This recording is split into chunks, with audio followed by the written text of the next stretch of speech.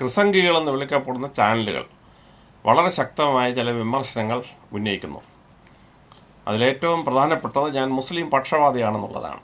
ഞാൻ മുസ്ലിം പക്ഷപാതിയല്ല. ഞാൻ ക്രിസ്തുമതത്തിന് വേണ്ടി 22 രാജ്യങ്ങളിൽ പോയി സുവിശേഷം ഘോഷിച്ചിട്ടുള്ള ഒരാളാണ്. ഞാൻ പ്രസംഗിക്കാത്ത ഒരു മേജർ കൺവെൻഷനും ഇല്ല. മാരാവൺ കൺവെൻഷൻ തൊട്ട്, ഓർത്തഡോക്സുകാരുടെ മാക്കാങ്കുന്ന് കൺവെൻഷൻ തൊട്ട്, മർത്തോമക്കാരുടെ കൊട്ടാരക്കര കൺവെൻഷൻ തൊട്ട്, പെന്തിക്കോസുകാരുടെ കേരള കൺവെൻഷൻ തൊട്ട്, മദ്രാസിലും ബോംബെയിലും കൽക്കട്ടയിലും ഡൽഹിയിലും നാഗാലാൻഡിലും ആസാമിലും ഒക്കെ പോയി ഞാൻ സുവിശേഷം ഘോഷിച്ചിട്ടുണ്ട്. 22 രാജ്യങ്ങളിൽ സുവിശേഷം ഘോഷിച്ചു. എൻ്റെ പൂർവികർ 21 തലമുറയായി തുമ്പമൺ ഓർത്തഡോക്സ് കത്തീഡ്രലിൻ്റെ വികാരിമാരായിരുന്നു. 21 തലമുറയായിട്ട് 475 ഇയേഴ്സ്. എനിക്ക് പേര് തന്നെ എൻ്റെ അമ്മയുടെ മുത്തച്ഛൻ ഓർത്തഡോക്സ് സഭയിലെ പ്രസിദ്ധനായ അലക്സാന്ദ്രോസ് കത്തനാരാണ്. 71 കൊല്ലം തുടർച്ചയായി കലവരം പള്ളിയുടെ വികാരിയാവുകയും ഓർത്തഡോക്സ് സഭയ്ക്ക് വേണ്ടി 12 പള്ളികൾ സ്ഥാപിച്ച, കിഴക്കത്തൊരു പള്ളി ഉൾപ്പെടെ സ്ഥാപിച്ച 12 ഇടവകൾ രൂപീകരിച്ച ആളാണ് എൻ്റെ ഗ്രേറ്റ് ഗ്രാൻഡ് ഫാദർ. എൻ്റെ ഭാര്യയുടെ മുത്തച്ഛനാകട്ടെ റവറൻ തോമസ് ഡേവിഡ് CSI സഭയുടെ ആദ്യത്തെ ട്രഷറാണ്. അതിനുശേഷം കുറേ വർഷങ്ങൾക്ക് ശേഷം എൻ്റെ ഫാദറിലോ ഡിവിഷണൽ എഞ്ചിനീയർ ശേഷം CSI സഭയുടെ സൗത്ത് കേരള ഡയസിൻ്റെ ട്രഷറായിരുന്നു. അങ്ങനെ ഈ എന്നെ വിമർശിക്കുന്നവർ ചെയ്തതിനേക്കാൾ എത്രയോ ഇരട്ടി ഞാൻ ക്രിസ്തുമതത്തിൻ്റെ സുവിശേഷം ഘോഷിച്ചിട്ടുണ്ട്. വേദപുസ്തകം എടുത്ത് സുവിശേഷം ഘോഷിച്ച ഒരാളാണ്. എനിക്ക് പോലീസ് സർവീസിൽ ഒരുപാട് നഷ്ടങ്ങളുണ്ടായി ഞാൻ ഈ സുവിശേഷം ഘോഷിച്ചതിന്. അങ്ങനെ എൻ്റെ ശത്രുക്കൾ ഇന്ത്യൻ എക്സ്പ്രസിൻ്റെ ഫ്രണ്ട് പേജിൽ ഇന്ത്യൻ പാസ്റ്ററൽ സർവീസ് എന്ന് പറഞ്ഞ് എൻ്റെ IPSനെ എക്സ്പാൻഡ് ചെയ്തു. അങ്ങനെ 23 വർഷം എൻ്റെ സർവീസിൽ ഒരു ലോ ആൻഡ് ഓർഡർ പോസ്റ്റിംഗ് തന്നില്ല ഞാൻ ക്രിസ്ത്യൻ സുവിശേഷം ഘോഷിക്കുന്നതിൻ്റെ ഭാഗമായിട്ട്. അതുകൊണ്ട് എന്നെ നിങ്ങൾ മുസ്ലിം പക്ഷപാതിയാക്കേണ്ട യാതൊരു ആവശ്യമില്ല. ഞാൻ എൻ്റെ സുവിശേഷം എൻ്റെ രീതിയിൽ പറയുന്നു. പക്ഷേ ക്രിസ്ത്യാനികൾക്ക് അപകടകരമായ രീതിയിൽ നിങ്ങൾ പ്രചരണം നടത്തിയാൽ അത് തെറ്റെന്ന് പറയാനും എൻ്റെ മനസാക്ഷി വെച്ച് ഞാൻ ശ്രമിച്ചു. അത്രയും മാത്രമേ ഉള്ളൂ. ഇനി നിങ്ങൾ നിങ്ങളുടെ ചാനലിലൂടെ ചില വാർത്തകൾ അടിച്ചു വിടുകയാണ്. അതിൽ 2-3 ഞാൻ നിങ്ങളോടൊന്ന് ക്ലാരിഫൈ ചെയ്യാൻ ബാധ്യസ്ഥനാണ്. നിങ്ങൾ പറയുന്നത് 10% മുസ്ലിങ്ങൾ ഏതെങ്കിലും രാജ്യത്ത് വന്നാൽ പിന്നെ ആ രാജ്യം മുഴുവൻ ഇസ്ലാമാവും, അതുകൊണ്ട് ഇത് വലിയ അപകടമാണ് എന്ന് പറഞ്ഞാണ് നിങ്ങളുടെ ഒരു ദീർഘമായ ചാനൽ വാർത്തകളിലൂടെ നിങ്ങളുടെ ചാനലിൽ വരുന്നത്. ഇത് വളരെ തെറ്റായ ഒരു ഇൻഫർമേഷനാണ്, വളരെ തെറ്റായ ഇൻഫർമേഷൻ.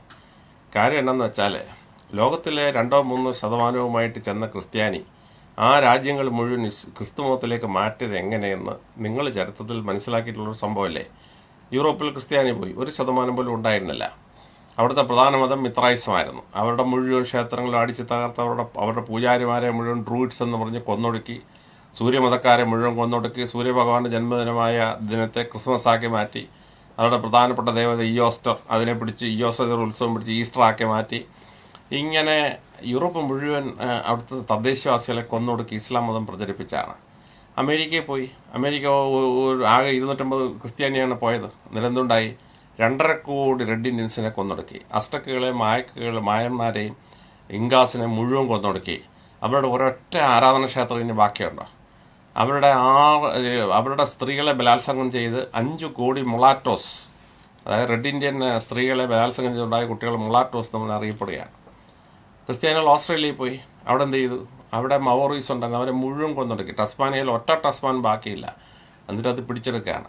ചെല്ലുന്നിടത്തെല്ലാം അക്രമത്തിലൂടെ പിടിച്ചെടുത്ത് ക്രിസ്തുമതം നമ്മൾ വളർത്തിയില്ലേ. ഞാനൊരു സത്യക്രിസ്ത്യാനിയാണ്. രാവിലെ 2 ജപമാല എൻ്റെ ശരീരത്തിൽ കിട്ടും. രാവിലെ വീട്ടിൽ ജപമാല അർപ്പിക്കുന്ന ആളാണ്.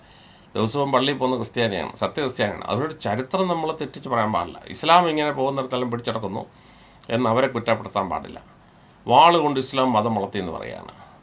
ക്രിസ്ത്യാനി വാളും തോക്കും പീരങ്ക ഉപയോഗിച്ച് മതം വളർത്തിയ ക്രിസ്ത്യാനി മുസ്ലിമിനെ കുറ്റം പറയാൻ പാടില്ല.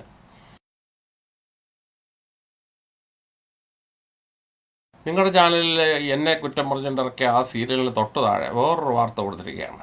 അതെനിക്ക് വായിച്ചപ്പോൾ വല്ലാത്ത അത്ഭുതം തോന്നി. നിങ്ങൾ പറയുന്ന ആ വാർത്ത എന്താണെന്ന് വെച്ചാൽ, മുസ്ലിങ്ങൾ ക്രിസ്ത്യാനികളുടെ 4 രാജ്യങ്ങൾ ആക്രമിച്ചു. സിറിയ, ലബനോൻ, പാലസ്റ്റീൻ, അങ്ങനെ കുറേ രാജ്യം ആക്രമിച്ച് അങ്ങനെയാണ് ഇസ്ലാം അവിടെ വന്നതെന്നാണ്. ഇത് കോളേജിൽ പഠിക്കുന്ന ഏത് കുട്ടിക്കും ഇൻ്റർനെറ്റിൽ തപ്പി അപ്പോഴേ കിട്ടുന്ന വിവരമല്ലേ. റോമ സാമ്രാജ്യം 40% പോലും ക്രിസ്ത്യാനി ആയിരുന്നില്ല കോൺസ്റ്റന്റൈൻ ചക്രവർത്തി ക്രിസ്തുമതം സ്വീകരിച്ചപ്പോൾ. തിയോഡോഷ്യസ് ചക്രവർത്തി AD 381 ക്രിസ്തുമതം റോമിൻ്റെ ഔദ്യോഗിക മതമാക്കി മാറ്റി. അപ്പോഴും ക്രിസ്തുമതത്തിന് റോമാ സാമ്രാജ്യത്തിൽ ഭൂരിപക്ഷമില്ല. ഈ ലെബനോൺ, സിറിയ തുടങ്ങിയ പ്രദേശങ്ങളിലെ ക്രിസ്തുമതത്തിന് 40% പോലും അംഗങ്ങളില്ല. ആ സമയത്താണ് ഇസ്ലാം ഉണ്ടാകുന്നത്. ഇസ്ലാം ഉണ്ടായിട്ട് പ്രവാചകനോ മുസ്ലിങ്ങളോ ക്രിസ്ത്യൻ രാജ്യം ആക്രമിക്കാൻ വന്നോ? നിങ്ങൾ ചരിത്രം ഒന്ന് പരിശോധിച്ച് നോക്കിയാൽ മതി. പ്രവാചകൻ ആരെങ്കിലും ആക്രമിക്കാൻ പോയോ? മക്കയിൽ നിന്ന് ആളുകൾ ഇങ്ങോട്ട് വന്നാണ് ബദർ യുദ്ധം ഉണ്ടായത്. മക്കയിൽ നിന്ന് ആളുകൾ ഇങ്ങോട്ട് വന്നിട്ടാണ് ഉഹൂദ് യുദ്ധം ഉണ്ടായത്. മക്കയിൽ നിന്ന് ആളുകൾ ഇങ്ങോട്ട് വന്നിട്ടാണ് കണ്ടക്ക് യുദ്ധം ഉണ്ടായത്. ഈ ജെറുസലേമും ജോർദാനും പിടിക്കാൻ ഇസ്ലാം എങ്ങനെയാണ് കഴിഞ്ഞത്? ക്രിസ്ത്യാനികൾ അങ്ങോട്ട് പോയി ആക്രമിച്ചു. അങ്ങനെയാണ് യാർമൂക്ക് യുദ്ധം ഉണ്ടായത്. അതിനുശേഷം ബൈസാനിയൻ എംപയറും പേർഷ്യൻ എംപയറോട് ചേർന്നിട്ട് കദീസിയയിലെ മുസ്ലിങ്ങളെ കൊല്ലാൻ വന്നു. അപ്പോൾ മുസ്ലിങ്ങൾ തിരിച്ചടിച്ചു. അവരുടെ ഭാഗ്യത്തിന് അവരെ ക്രിസ്ത്യൻ സൈന്യത്തെക്കാൾ വളരെ എണ്ണക്കുറവുള്ളവർ ക്രിസ്ത്യാനിയെ തോപ്പിച്ചവർ യാർമൂക്കും കദീസിയയും ജയിച്ചപ്പോഴല്ലേ അവർക്ക് ജോർദാനും ജെറുസലേം ഉൾപ്പെടെ ഇസ്രായേൽ ഉൾപ്പെടെ ഭൂപ്രദേശം കിട്ടിയത്.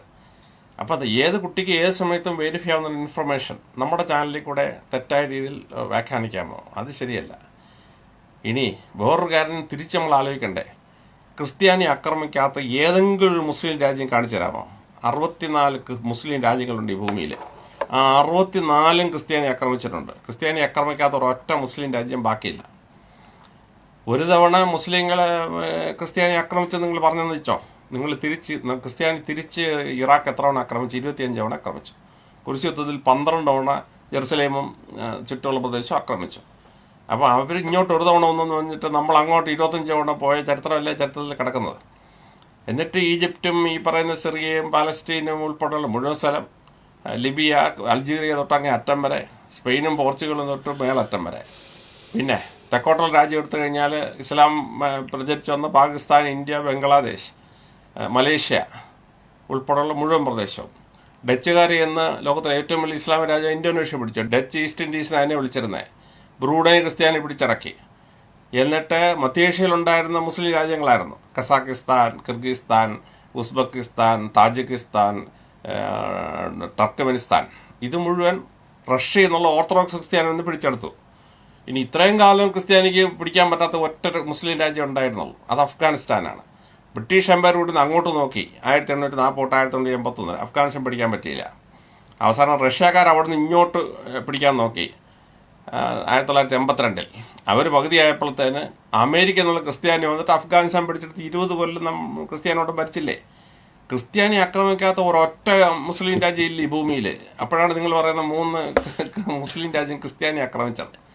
അപ്പോൾ ഇങ്ങനെയുള്ള അവാസ്തവമായ കാര്യങ്ങൾ ഒരു ചാനൽ ബ്രോഡ്കാസ്റ്റ് ചെയ്യരുത്. കാരണം ഏത് കോളേജ് വിദ്യാർത്ഥിക്കും ഏത് സമയത്തും നെറ്റിലടിച്ച് നോക്കി ഇതെല്ലാം കിട്ടുകയല്ലേ. അപ്പോൾ ഇത് അവാസ്തവമായ ഒരു പ്രചരണം അങ്ങനെ നടത്തരുത്.